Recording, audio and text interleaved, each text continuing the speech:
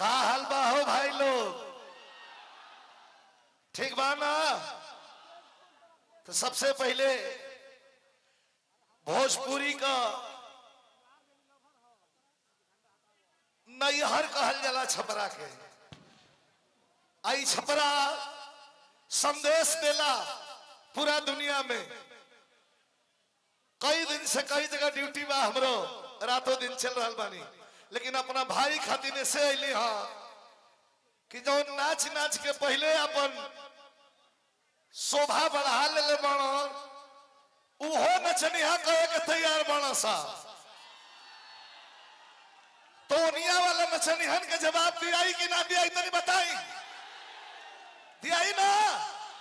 तो दियाई तो एगो बात के याद रखे के हुई, खेसारी लाल को नजदीक से जरूर आपके घर के बच्चे हैं, लेकिन इनको नजदीक से मैंने पढ़ा है और देखा है। बॉम्बे में 3 साल, बड़ा उदार दिल है इनका और सौभाग्य है छपरा विधानसभा कई सौभाग्य है कि एक ऐसा प्रतिनिधि विधायक के रूप में आपको मिलने जा रहे हैं कि जनता के सुख और दुख के लिए अगर कोई कह दिया तो यह शख्स कभी कदम पीछे नहीं हटाते हैं।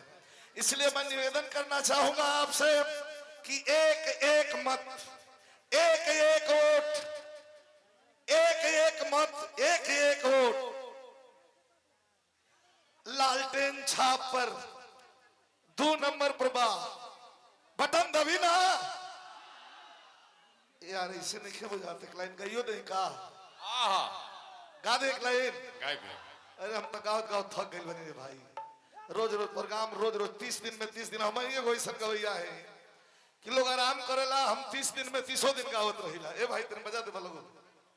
दिनेश लाल निरहुआ जी के बड़े भाई हैं विजयलाल भैया, और अपने छोटे भाई खेसारी लाल यादव के समर्थन में आए हैं। एक बार जोरदार ताली बजाकर स्वागत करेंगे सभी लोग।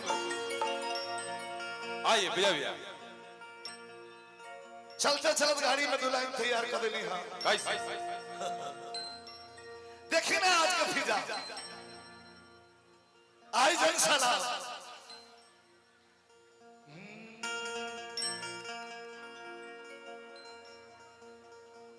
अरे साइकिल चला के भाई अखिलेश सो गइल नया।